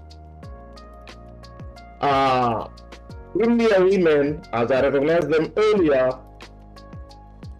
make a substantial contribution to the agricultural sector. But there are some challenges of which we want to discuss them. And these challenges are not only pertinent to India, but also to Africa, even the United States. So the significance of women contributing to the workforce for agricultural production, that is no debate. We know they contribute. Part of the issues I would like to talk, and this is not only in India, is the land tenure and ownership disparities between men and women. These are things which we should discuss in detail, perhaps later in a later meeting. But despite their labor, women often lack land ownership in India, which limits their access to resources and opportunities. And I'll talk a little bit later. One of the challenges is that women have limited access to resources, for example, credit, technology, training. So these are issues which we have to discuss at heart. If at all we have to make meaningful changes for women, not only in India, but worldwide. Even here in the United States, we find that women with the same qualifications are paid less than men. Perhaps we have to teach ourselves as men that women have to be recognized as officially as farmers, not only laborers. Women have to be recognized. And the lack of recognition is not only in India, even here in the United States, in Africa and all. We need to change our way of thinking. I have seen immigration from rural areas to urban areas, and mainly women are left behind.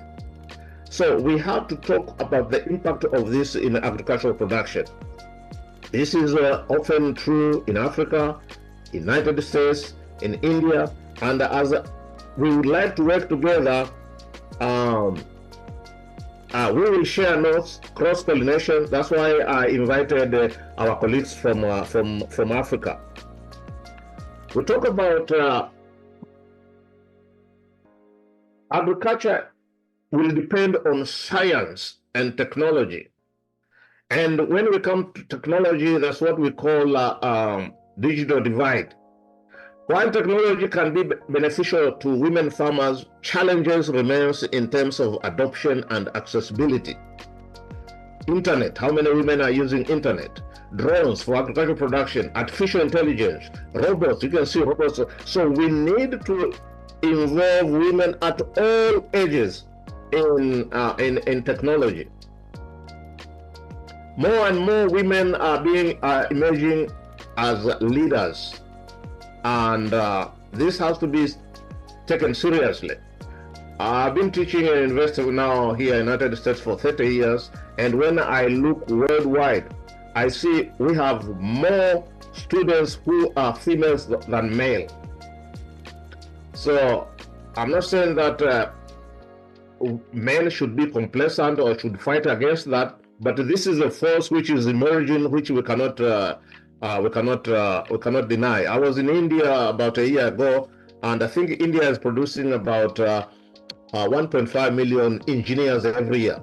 And catch up with China. But also we have to produce students who have skills.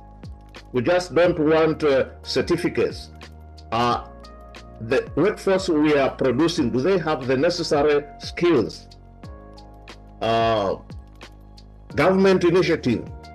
I know the Indian government has launched the initiatives like the Pradhan Mantri Kisan, I read somewhere, and I'm sure Honorable Prime Minister Modi has many programs like that and really encourage more. So the advocates for empowering women should go beyond the household. I know 7 minutes is not a lot. I would like to talk more, but those are the points of I would like to introduce for discussion later, either today or next time we meet. Thank you. Shri doctor Kirit Selar साहब, मनु भाई जी, सभी उपस्थित हमारी महिलाएं, बहनें, आप सबको नमस्कार।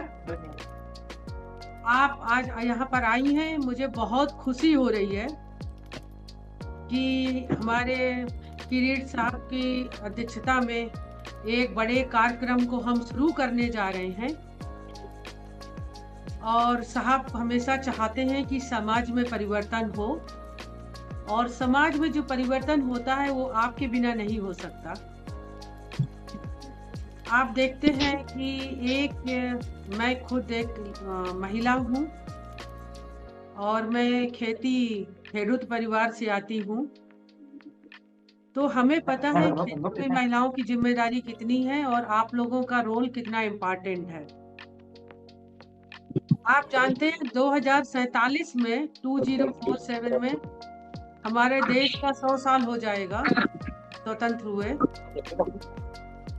हम 100 साल पूरे करने जा रहे हैं और हम सब ने एक सपना देखा है कि 2047 में हमारा देश विकासशील न होकर विकसित देश बने, और हमारा एक स्लोगन है विकसित भारत।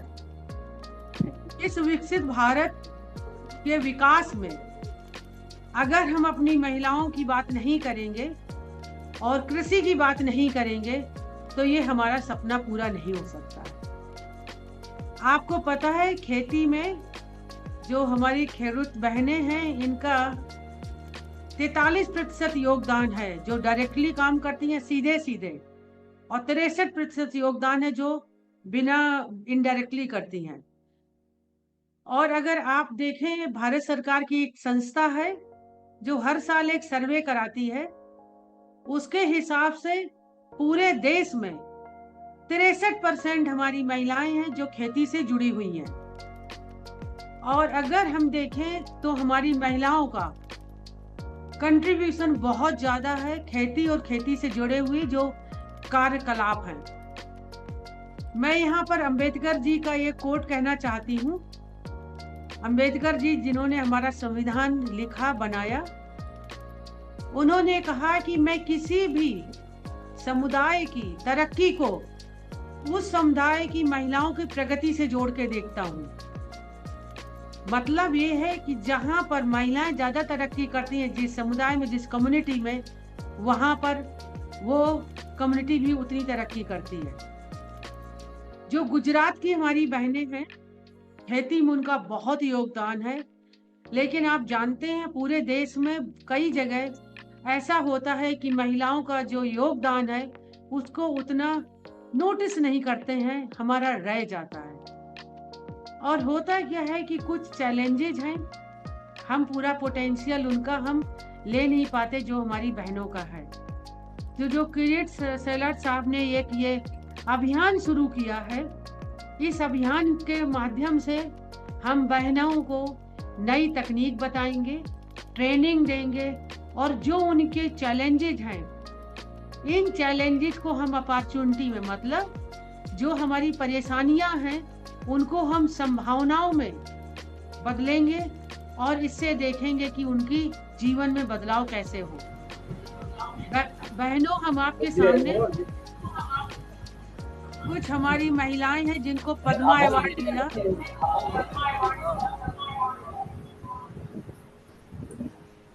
जो कि हमारे लिए प्रेरणा का स्रोत है, हम सबके लिए।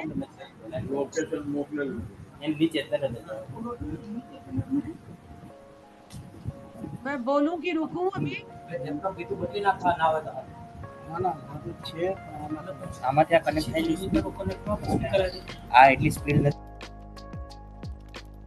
મનુભાઈ શું થયું વચ્ચે? हाँ, प्लीज गो अहेड मैम। ठीक है सर। तो मैं बहनों आपके सामने कुछ महिलाओं का नाम जरूर लेना चाहती हूँ जिनको भारत सरकार ने, जो आप जैसी महिलाएं थी लेकिन अपने क्षेत्र में बड़ी प्रगति उन्होंने करी, और उनको पद्मा अवार्ड, जो बहुत बड़ा एक सम्मान है, वो भारत सरकार ने दिया। इसमें एक है राजकुमारी देवी, जिनको जो आपका पोटैटो क्वीन के नाम से जाना जाता है। कमला पुजारी हैं, जिन्होंने ऑर्गेनिक फार्मिंग पे, मतलब जहाँ पर खेती में हम रसायनों का प्रयोग ना करें, फर्टिलाइजर का प्रयोग ना करें, उसके काम के लिए। और आपकी तरह जो कुछ महिलाएं काम करती थी, उसमें एक मिस माधुरी राय चिन्नप्पा हैं, जिन्होंने प्राकृतिक खेती पर बहुत अच्छा काम किया, उनको मिला। अभी मैं कुछ दिन पहले आंध्र प्रदेश गई, वहां पर मैंने देखा कि हमारी महिलाएं प्राकृतिक खेती में पूरे देश में आंध्र प्रदेश को नंबर 1 पर लाके खड़ा कर दिया है। और उनकी ट्रेनिंग हुई, और उस ट्रेनिंग से महिलाओं ने पूरे आंध्र प्रदेश में बदलाव लाके कर दिया। मैं आपके सामने सर एक चीज और रखना चाहती हूँ, किरीट सेलाट साहब, कि एक FAO की स्टडी आई है कि जितना हम सहूलियत और रिसोर्सेज हम हमारे भाइयों को देते हैं, अगर हम अपनी बहनों को दें तो हमारी खेत में जो पैदावार है वो 20 से 30% बढ़ जाती है। सिर्फ इतना अगर हम करें, एक नई स्टडी है जिसको हमें ध्यान में रखना है, और मेरे ख्याल से आपको यही ध्यान में रहा होगा, तभी आपने इतना बड़ा एक काम शुरू किया है। मैं चाहती हूँ कि जो हमारी महिलाएं हैं ये अपना काम करें और आगे बढ़ें। सर एक और चीज है कि अगर हम पूरे देश में देखें तो महिलाएं खेती में इतना काम करती हैं, लेकिन जो उनको जो वेजेज या जो उनकी मेहनताना मिलता है वो 27% कम मिलता है। और पूरे देश में सिर्फ 18% फार्म फैमिलीज हैं जिनकी मालिक महिलाएं हैं। तो आप देखते हैं कि वो काम बहुत करती हैं, लेकिन उनको ना तो उनके जमीन में उनकी हिस्सेदारी है और ना तो उनको फैमिली की हेड वो बन पाती हैं। तो ये जो समस्याएं हैं जिसके लिए आपने विचार करके एक अभियान शुरू कर रहे हैं आज से, मुझे लगता है जो महिलाओं की समस्याएं हैं, चाहे उनको फाइनेंशियल इंक्लूजन है, सोशल सिक्योरिटी है, उनको पैसा मिलना है, ये सब चीज़ें आप जरूर इसमें हेल्प करेंगे। और जो आपने एक गुजरात से काम शुरू किया है ये पूरे देश में पहुंचेगा। सर, सरकार के प्रयास से सर हमारे पास 90 लाख सेल्फ हेल्प ग्रुप हैं और 10 करोड़ महिलाएं हमारी मेंबर हैं। तो जो आपका एक प्रयास है इनका ट्रेनिंग करने का, पूरे देश में ये जाएगा और जो 10 करोड़ हमारी महिला मेंबर्स हैं उनको जो नेशनल रूरल लाइवलीहुड मिशन के थ्रू इनको हम सपोर्ट कर रहे हैं उनको फायदा मिलेगा। और आपका प्रयास सिर्फ ये गुजरात नहीं पूरे देश में जाएगा, मुझे ऐसा लगता है।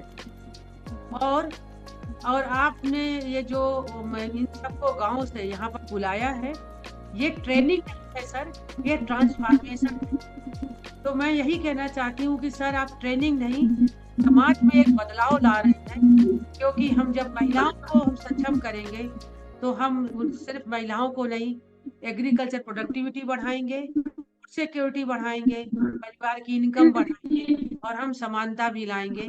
मुझे लगता है जो गुजरात से ये मुहिम शुरू होगी पूरे देश में जाएगी। और सर आपने हमें जोड़ा, इसके लिए आपका बहुत बहुत धन्यवाद, हार्दिक अभिनंदन। और हम जरूर आपके साथ मिलकर काम करना चाहेंगे। इस सब के साथ मैं आपको फिर एक बार अपनी तरफ से, नीति आयोग की तरफ से बधाई देती हूँ, कॉम्प्लीमेंट करती हूँ। और मुझे लगता है जो गुजरात की सक्सेस होगी आपके माध्यम से ये पूरे देश में जाएगी। जय हिंद, नमस्कार।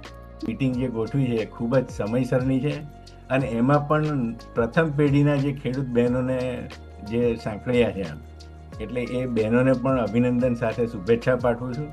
અને આજના જે મીટિંગ છે એને ઘણી બધી બાબતો ડૉક્ટર કલમાકરે પણ ઘણા બધા અગત્યના મુદ્દાઓ કહ્યા અને હું પણ પોતે આમ વિચારતો કે આ જે બાબતો જે છે NCCSD બહુ સરસ નોટ પણ બનાવીને મોકલાવી છે એનો પણ અભ્યાસ કર્યો અને બધા જ રિલેવન્ટ મુદ્દાઓનો એમાં સમાવેશ થઈ જાય છે। હવે એક વસ્તુ થઈ શકે આપણે એમ કે આ જે મીટિંગ દરમિયાન ઇન્ટરેક્શન્સમાં તો આઈ ડોન્ટ નો કેટલો ટાઈમ મળે છે તમને બધાને, પણ આ નાણાકીય વ્યવસ્થાને સગવડતાઓ પૂરી પાડવા માટે RBI થી માંડીને નાબાર્ડ ને ડિસ્ટ્રિક્ટ લેવલની જે બીજી બેંકને બધા ફાઇનાન્શિયલ ઇન્સ્ટિટ્યુશન્સ છે એ એમના લેવલે ઇન્ટ્રોસ્પેક્શન કરે। સિમિલરલી કૃષિ વિભાગ, ખેતીવાડી ખાતું, આત્માથી માંડીને કૃષિ યુનિવર્સિટીઓ જે પોતાની જે સેવાઓ આપવાની છે આ ખેડૂત બહેનોને એમાં કયા કયા બાબતો ખાસ પાયાની છે અને એમાં હજી થોડી ઉણપ રહી છે, તો એને વધારે સ્ટ્રેન્થન કઈ રીતે કરી શકીએ અને એને પ્રોએક્ટિવલી પહોંચાડી શકીએ। એક બીજું મને મનમાં એવું આવે છે કે આપણે NCCSD અને આપણું જે બેન્કિંગ ઇન્સ્ટિટ્યુશન છે એમાં NGO, બેંકો, એગ્રીકલ્ચર ડિપાર્ટમેન્ટ, યુનિવર્સિટી અને લીડ ફાર્મર્સ 2500 જેટલા ખેડૂત બહેનોને ટ્રેન કર્યા। આ નાની સુની વાત નથી, રાજ્ય માટે બહુ મોટી સિદ્ધિ છે એટલે શૈલજ સાહેબ આપને અને આપની આખી ટીમને ખૂબ ખૂબ અભિનંદન પાઠવું છું।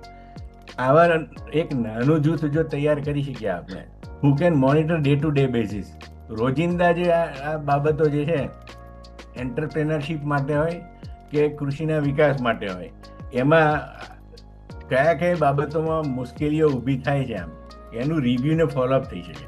અને હવે ડિજિટલ ટેકનોલોજીના સપોર્ટથી આ બધી બાબતો સાંકળી લેવી બહુ સહેલી બાબત છે એટલે એમાં મે બી ધ વોટ્સએપ ગ્રુપ અથવા બીજી રીતે અને એ લોકોને રિયલ સેન્સમાં, રિયલ ટાઈમમાં ક્યાં અટકે છે અને એને કઈ રીતે એનું નિરાકરણ લાવી શકાય, ઇન્ક્લુડિંગ તમારા કિસાન ક્રેડિટ કાર્ડથી માંડીને બેંકોના જે ફાઇનાન્સના ઇસ્યુ થતા હોય બહેનોને મેળવવા માટે એમાં કઈ રીતે ઉપયોગી થઈ શકે એમ છે। તો એવું જો થઈ શકે તો મને લાગે છે કે ખૂબ સારું રહેશે। અને એ કરવાથી શું છે કે તમે માઇક્રો લેવલ ઇસ્યુ જે છે એને ટાઈમલી અને ક્વિકલી એડ્રેસ કરી શકો। તો એક આ બાબત જો થઈ શકે તો મે બી ચર્ચાના અંતે વિચારી શકાય, કારણ કે નાણાકીય સશક્તિકરણ બહેનોનું એ કરવું એ ખૂબ જ જરૂરી છે અને તો આમાં વધારે ને વધારે ખેતીમાં આવક મેળવી શકશો અને વધારે નફો બહેનો મેળવી શકશે. આપણે વાત કરી બહેનોના એમના માથે ભાર વધતો જ જાય છે અને આ બધા શક્તિ સ્વરૂપા બહેનો છે એમને ઘણું બધું કામ કરવાનું છે એમ, અને એમાં આ કામ બીજા ઉમેરાતા જતા હોય છે. એટલે એમને જેમ સેલર સાહેબે શરૂઆતમાં એમના પ્રવચનમાં કહ્યું કે એમની ઘરની જે દૈનિક પ્રવૃત્તિઓ જે છે એમાં પણ મોડર્નાઇઝેશન અથવા મોડર્ન રિસોર્સિસ, ટેકનોલોજી અને ઇક્વિપમેન્ટ જે છે વિશ્વ આખામાં એને કઈ રીતે એને અપનાવી શકે, એનો સમય બચાવીને વધારે પ્રોડક્ટિવ સમયનો ઉપયોગ કરી શકે એવી બાબતો પણ એને સુધી પહોંચાડવાની જરૂર છે. ખાતર, બિયારણ, જંતુનાશક દવાઓ અને આ બધા માટે પૈસાની સગવડતાઓ જરૂરી છે. અને એક અગત્યની બાબત જેના ઉપર લક્ષ તો આપ્યું છે પણ મોટા ભાગે ખાસ કરીને પાપડ ને અથાણા સુધી બહેનો સીમિત રહી ગયા છે. પણ હવે જરૂર છે કે ફૂડ પ્રોસેસિંગ સેક્ટરમાં એટલા બધી બાબતોનો વ્યાપ થતો ગયો છે પાર વગરનો, અને એમાં આપણી ટ્રેડિશનલ આઇટમ્સ ખાસ કરીને તમે ઘણો માઇનર મિલેટ્સ અને એની જે બધી પેદાશો છે એ બધું ખૂબ તમને નાણાકીય એમ કે નફો મેળવી શકે એમ છે એમ, અને એને લગતી પણ નાની નાની ઇન્ડસ્ટ્રીઓ થઈ શકે એમ છે. હવે ફૂડ પ્રોસેસિંગની વાત આવે ત્યારે આપણે દેશની વાત કરીએ તો માંડ 15-17% કે કદાચ 20% હવે આપણું ફૂડ પ્રોસેસિંગ સેક્ટરે પહોંચ્યા છે, કે જે કંઈ કૃષિ ઉત્પાદન કરીએ એના વધુ 20% જેટલું પેદાશો કરીએ. 2 મિનિટ લઉં, બીજી શરત સાહેબ પછી મારી વાતને વિરામ આપું. તો તમે નાના દેશો જોશો, થાઈલેન્ડ, મલેશિયા જેવા, કે જ્યાં 80% સુધી ફૂડનું પ્રોસેસિંગ કરી રહ્યા છે, તો ત્યાં એવી કોઈ મોટી ઇન્ડસ્ટ્રી નથી આમ. પણ જે કંઈ થઈ રહ્યું છે એ નાના ગ્રુપો એ પ્રોસેસ કરે, પણ પ્રોસેસ એ રીતનું કરે કે ઇન્ટરનેશનલ ક્વોલિટીના સ્ટાન્ડર્ડનું પ્રોસેસ કરે, અને એને પછી માર્કેટિંગ ગવર્મેન્ટ સપોર્ટથી એ બધાથી થાય. એટલે તમે જુદા જુદા દેશોમાં જશો, ઇવન ઇન્ડિયામાં પણ આપણને થાઈલેન્ડ કે મલેશિયાના ફૂડ પ્રોસેસ પ્રોડક્ટ્સ મળશે, એવી રીતે યુએસ સહિત ઘણા બધા દેશોમાં. તો આપણી પાસે એના માટેની ક્ષમતા ખૂબ જ મોટી છે. ફ્રૂટ્સ અને વેજીટેબલ્સ આ 2 સેક્ટર એવા છે કે જેમાં બહેનો ઘણું બધું કરી શકે એમ છે. હવે આમાં એક જે મોટામાં મોટી ખોટ પડે છે, આપણે એગ્રીકલ્ચર સેક્ટરમાં ઘણું બધું પ્રોડક્શન ને બધું કરી શકાય આપણે, પણ આ વર્ષોથી હું કહેતો હોઉં છું ને આજે પણ ધ્યાન દોરીશ. અનફોર્ચ્યુનેટલી સેક્રેટરી એગ્રીકલ્ચર નથી ઉપસ્થિત, પણ બાકી મિત્રો આ બાબતને લઈ જઈ શકે છે આગળ, કે આપણી નોડલ એજન્સી જે છે ફૂડ પ્રોસેસિંગની એ ગુજરાત એગ્રો ઇન્ડસ્ટ્રી છે, અને અનફોર્ચ્યુનેટલી એમાં જે એક્સપર્ટ્સ ફૂડ પ્રોસેસિંગ સેક્ટરના હોવા જોઈએ એ છે નહીં એમ. એટલે જો એવા સેક્ટરને લગતા જે માણસો હોય તો એ લોકો આખી ટેકનોલોજીને, ટેકનિકલ અને ફાઇનાન્શિયલ બે સપોર્ટ ઇન્ક્લુડિંગ સબસિડી એ એન્ટરપ્રિનર્સને, બહેનોને પહોંચાડે તો વધારે ને વધારે વ્યાપારનો વધી શકે એમ છે. આટલી બાબતો આપણા લક્ષ્યમાં લાવી અને આજની આ જે મિટિંગ છે એને ખૂબ ખૂબ સફળતા ઈચ્છું છું, અને મને ચોક્કસ આશા છે કે 1-2 બાબતો જે મેં ખાસ કહી છે કે માઇક્રો લેવલના ઇશ્યુઝ જે છે લોકેશન સ્પેસિફિક, એને એડ્રેસ કરવા માટે નાનું એવું કોઈ ગ્રુપ હોય કે જે ડે ટુ ડે મોનિટરિંગ થાય, અને આ બહેનો પણ ઇમિડિયેટલી એમના ઇશ્યુઝ જે છે એને એ કરે, તો કિસાન ક્રેડિટ કાર્ડ મેળવવાથી માંડીને લોન, સબસિડી અને ઘણી બધી જાતની જે યોજનાઓ છે એને પણ ત્વરિત રીતે આ બહેનો સુધી પહોંચે, અને બહેનો પોતાને એને અનુકૂળતા પ્રમાણે અને એરિયા સ્પેસિફિક જે ટેકનિકલ નોલેજ ને ગાઈડન્સ છે યુનિવર્સિટીઝનું એનો અપનાવી અને વધારે ને વધારે કૃષિ આવક અને નફો મેળવી શકે એવી હું શુભેચ્છા પાઠવું છું સૌને. એક બાબત, બીકોઝ ખેતીવાડી ખાતાના પણ ઘણા સિનિયર ઓફિસરો અહીંયા છે, એટલે એક ધ્યાન દોરું કે અત્યારે દેશ આખામાં ડ્રોન પાછળ બધા ખૂબ પડી ગયા છે, અને હું છેલ્લા મને યાદ છે ત્યાં સુધી 5-1 વર્ષથી ઘણી બધી ગવર્મેન્ટ ઓફ ઇન્ડિયા લેવલની મિટિંગોમાં કહેતો આવ્યો છું કે ડ્રોનથી પેસ્ટિસાઇડ્સ એપ્લિકેશન્સ જે છે એના માટે ખૂબ જ તકેદારી લેવી પડશે દેશે આખાએ, અને નહીતર પરિસ્થિતિ એવી નિર્માણ થશે કે ખૂબ બધા ફેફસાના અને હેલ્થના ઇશ્યુઝ, બીકોઝ આ જે છે એ બધા ઝેરના મોલેક્યુલ્સ સ્પ્રેડ થવાના છે આપણે. તો એનો ડોઝ કેટલો હોવો જોઈએ, કયા લેવલ સુધી સ્પ્રેડ થવો જોઈએ, અને એને લગતી બાબતો જે છે એના પ્રોટોકોલ્સ અને આખી સિસ્ટમ એ જો સાયન્ટિફિકલી વર્કઆઉટ નહીં કરીએ આપણે, તો આવતા દિવસોમાં આપણને અત્યારે એમ લાગે છે કે ભાઈ આપણે તો ઉડાડી દીધી જંતુનાશક દવાઓ અને રોગને કાબૂમાં લઈ લીધો આમ, પણ ખેડૂત આપણો શું છે કે તમે જેમ આ ખાતરનો દાખલો આપ્યો ને ભાઈ, રબારી છે, એવી રીતે કરતા જાય છે. તમે એને જે ડોઝ કહ્યો એનાથી 4-5 ગણો ડોઝ એ લોકો અત્યારે પણ વાપરે છે ઓલરેડી. જે નેપસેક સ્પ્રેયરથી પંપ હલાવી છાંટે છે એમાં પણ એમને તાત્કાલિક બીજે દિવસે રોગ કાબુમાં જોઈએ છે ને ચોથા દિવસે માર્કેટમાં મૂકી દેવો છે. પેસ્ટિસાઇડ રેસિડ્યુ ગમે તેટલો લોડ હોય એનો એ પણ. એટલે આ સંજોગોમાં એક બાબત, આઈ ડોન્ટ નો અત્યારે છેલ્લું સ્ટેટસ શું છે ડ્રોન્સના એપ્લિકેશન, પેસ્ટિસાઇડ્સના નોર્મ્સ ને સ્ટાન્ડર્ડ્સ અથવા એનો પ્રોટોકોલ શું, અને કોકની પાસે હોય ને જો મને મોકલી આપે તો મને ખૂબ આનંદ થશે. અને એ બાબતો ખૂબ જ જરૂરી છે, કારણ કે હવે તમારે આર્ટિફિશિયલ ઇન્ટેલિજન્સ અને જીપીએસ GIS બેઝડ તમારે ખેતી કરવાની બહુ જ જરૂર છે. અને એને ધ્યાનમાં, ક્યાં પેસ્ટિસાઇડનો લોડ કેટલો છે એને ધ્યાનમાં રાખીને તમારે પ્રિસિઝન એગ્રીકલ્ચર કરવું પડે, તો તમારી જંતુનાશક દવાઓનો પણ બચાવ થાય અને વધારે ઇફેક્ટિવ પરિણામ મળે. મને ઓનલાઈન જોડાવા માટે તક આપવા માટે શૈલજ સાહેબ, પાઠક સાહેબ અને સર્વેનો ખૂબ ખૂબ આભાર. આપ સર્વે મને શાંતિથી સાંભળો એના માટે ખૂબ ખૂબ આભાર અને ખૂબ ખૂબ શુભેચ્છા સાથે મારી વાતને વિરામ આપું છું. ધન્યવાદ.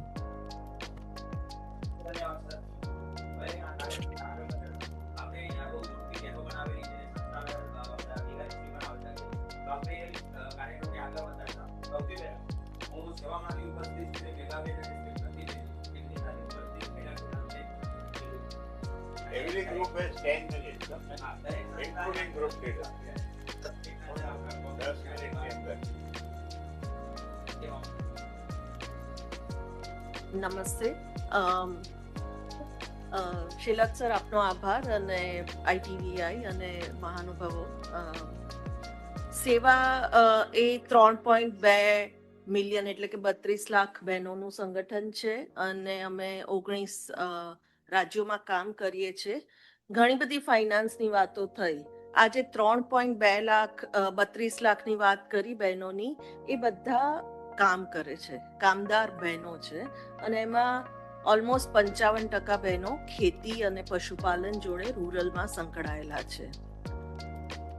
જ્યારે આપણે ફાઇનાન્સની વાત કરીએ છીએ ત્યારે ડાયરેક્ટલી લેન્ડ ટાઇટલ્સની વાત આવે છે, અને એ એક મોટો કન્સ્ટ્રેઇન છે. આપણે બધાને ખબર છે કે કલ્ચરલ સ્ટ્રક્ચરલ બેરિયર્સ છે.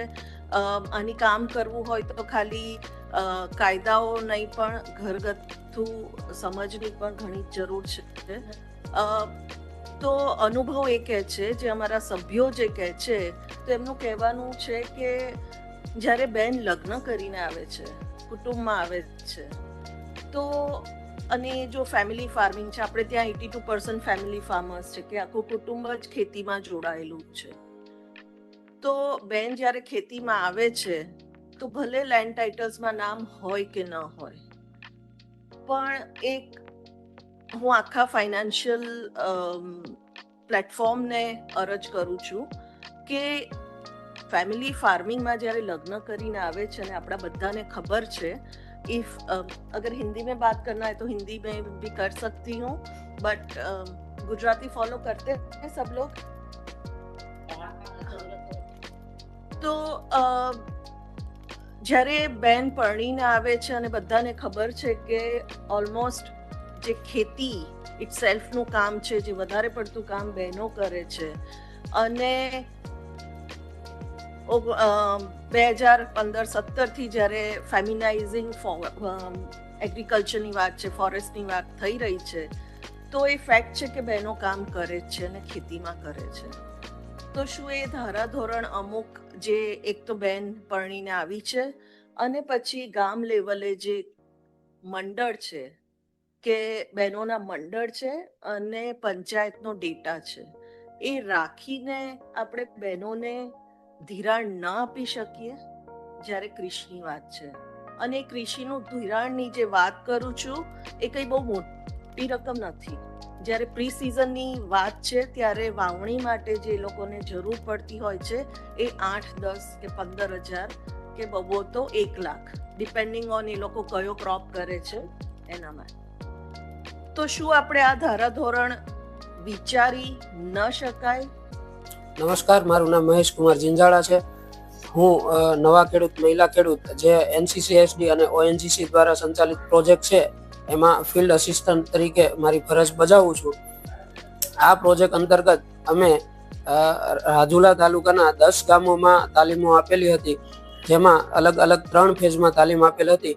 તાલીમના વિષય હતા મહિલાઓને સશક્તિકરણ, ત્યારબાદ નવી ટેકનોલોજી, પશુપાલન અને પ્રાકૃતિક ખેતી, FPO છે, ગૃહ ઉદ્યોગ છે, આવા અવનવા વિષયો પર કેવીકે હોય કે પછી એગ્રીકલ્ચરના યુનિવર્સિટી હોય કે પછી આત્મામાંથી તજજ્ઞો હાજર રહ્યા હતા અને સ્થાનિક સંસ્થાઓના તજજ્ઞો દ્વારા અલગ અલગ વિષય પર તાલીમ લેવામાં આવી હતી. આ ફક્ત તાલીમ જ નહીં, પણ તાલીમ બાદ અમે મહિલાઓની વિઝિટ કરેલી અને બહેનોને જે કાંઈ પ્રશ્ન હોય એનું નિરાકરણ આપેલ હતું, એની કાંઈક મુશ્કેલીઓ હોય તો એનું સમાધાન કરેલું હતું. અને ખાસ એ વિષય હતો કે આ તાલીમ પૂરી થયા બાદ અમે દરેક તબક્કામાં બહેનોને માર્ગદર્શિકા પૂરી પાડેલી, જેમાંથી એ લોકો ભવિષ્યમાં પણ માર્ગદર્શન મેળવી શકે. અને આ તાલીમની ખાસિયત એવી હતી કે એના જ ગામમાં અને બહેનોના સમયને અનુકૂળ એના જ સમય પ્રમાણે આ તાલીમનું ગામમાં જ આયોજન કરવામાં આવેલું હતું.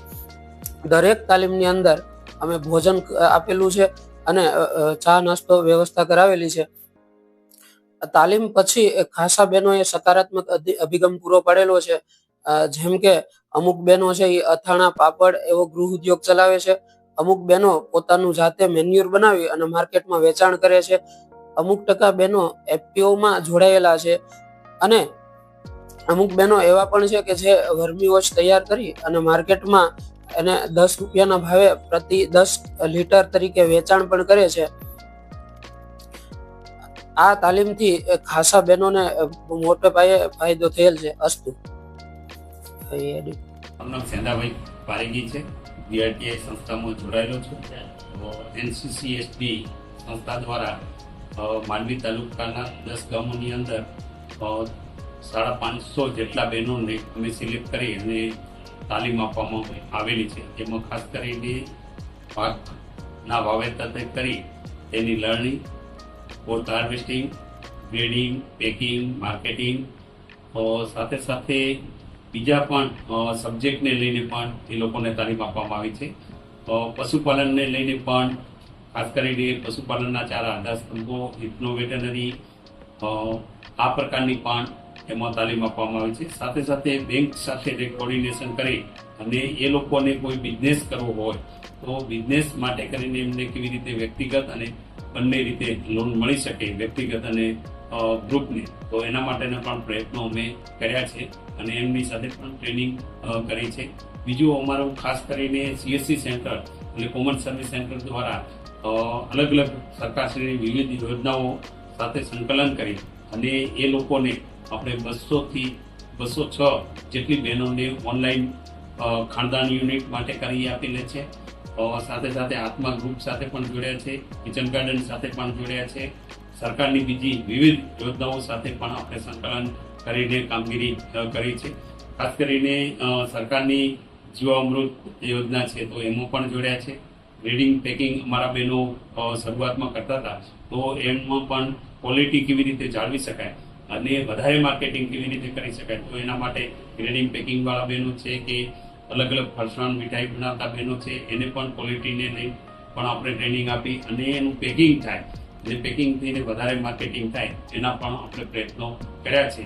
અને આજે એ જે 500+ બહેનો છે એ સંસ્થા સાથે નવો રેપો બિલ્ડઅપ થયો છે અને એ લોકો વેરી હેપી અને થેન્ક્સ ટુ NCCSD અને સેલોફેટ. મારું નામ સરદારસિંહ ગોહિલ, આકાપીસીઓ ફાઉન્ડેશન જંબુસર ભરૂચ. આમ તો છેલ્લા 10 વર્ષથી એગ્રીકલ્ચરનો પ્રોગ્રામ સંભાળું છું અને સિનિયર કોર્ડિનેટર તરીકે મારી ભૂમિકા છે. NCCSD સાથે અમે ઘણા સમયથી જોડાયેલા છે. આ રીતે લાસ્ટ યરમાં મહિલા ખેડૂત નવા ખેડૂત પ્રોગ્રામ હેઠળ આ વિસ્તારના 10 ગામના ખેડૂતો મહિલા ખેડૂતો સાથેનું કામ કર્યું છે અને કુલ આમ જોઈએ તો 600 બહેનોને અમે કવર કર્યા છે. આ 600 બહેનોને નવી નવી ટેકનોલોજી સાથે જોડવા માટે, યોજનાકીય જોડાણ માટે અને નવું કંઈક શીખી અને લોકો પોતાની ખેતીમાં નવી પદ્ધતિઓ અપનાવતા થાય, નવી પ્રગતિ એમનામાં આવે, નવા ઉદ્યોગો વિકસાવી શકે વેલ્યુ એડિશન તરફ જઈ શકે, પશુપાલનને કંઈક નવું આપી શકે. એ સિવાય એ લોકો ઘરગથ્થુ કંઈક બનાવટો કરી અને આગળ વધી શકે. એના માટે આ તાલીમો 3 ટર્મ દ્વારા ચાલી. અને 3 ટર્મ દ્વારા જે તાલીમો ચાલી એના અલગ અલગ નિષ્ણાતો દ્વારા અને આ 10 ગામોની અંદર બહેનોને સાથે રાખી અને એમને તાલીમ આપી છે. અને આમ જોઈએ તો બહેનો ઘણા એક્ટિવ થયા છે, ઘણા અગ્રેસિવ થયા છે અને એ લોકોનામાં એક લીડરશીપ આવે છે. આ લીડરશીપ લઈને એ લોકો બીજાને અત્યારે પ્રોત્સાહિત પણ કરી રહ્યા છે. જનરલી જોઈએ તો અમારી સાથે આ જે બહેનો સાથે કામ કરતા હતા અમારા જે ફિલ્ડ મોબિલાઇઝર છે એ ફિલ્ડ મોબિલાઇઝરની અમારી જે ભૂમિકા હતી એ ભૂમિકાની વાત કરીએ તો બહેનોને સતત રીતે સંપર્કમાં રહેવું, એમને વ્યક્તિગત કોન્ટેક્ટ કરવો, એમને માર્ગદર્શન આપવું અને આ રીતે અમે એમને પ્રોત્સાહિત કર્યા છે. અને એ પોતે નવી ટેકનોલોજીમાં કેવી રીતે જોડાય અને કેટલાક પ્રેક્ટિકલ ડેમોન્સ્ટ્રેશન પણ અમે એમની સાથે કર્યા છે. અને એનાથી લોકો અત્યારે આગળ વધી રહ્યા છે અને ભવિષ્યમાં એવું જોઈ રહ્યા છે કે આ બહેનો અગ્રેસિવ फार्मर तरीके पर आगे आपसे।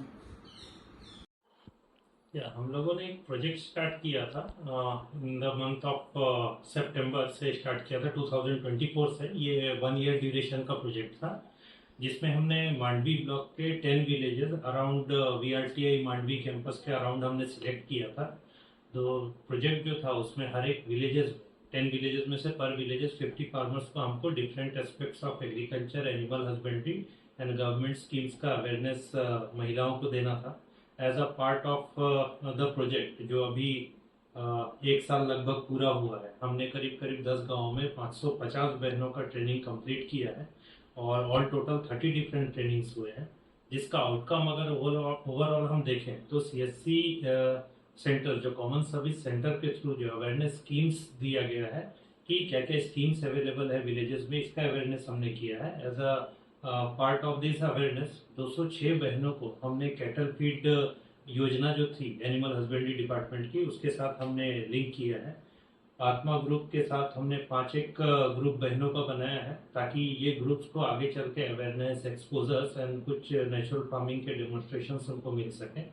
और अगर ओवरऑल हम लोग देखते हैं कि इथनोवेट प्रैक्टिसेस जो एनिमल हस्बेंड्री के हैं, तो इन हाउस जो हमारे डॉक्टर हैं, डॉक्टर लालानी साहब ने उनको इथनोवेट प्रैक्टिसेस का ट्रेनिंग्स दिया है, जिसमें खास करके आउटकम जो निकल के आया है, जो कि कैटल सेट्स में जो टिक्स के प्रॉब्लम्स होते हैं उसको हम घरेलू उपचार से जैसे चूना वगैरह का यूज़ करके कैसे हम उसको मैनेज कर सकें, तो इसका इम्पैक्ट थोड़ा ज़्यादा पड़ा है और बहनें इसको अभी अपने लेवल पे यूज़ भी कर रही है ताकि ज़्यादा से ज़्यादा पेस्टिसाइड यूज़ ना हो कैटल शेड्स वगैरह में, क्योंकि ये कंटामिनेशन हमको मिल्क प्रोडक्शन में देखने को मिलता है।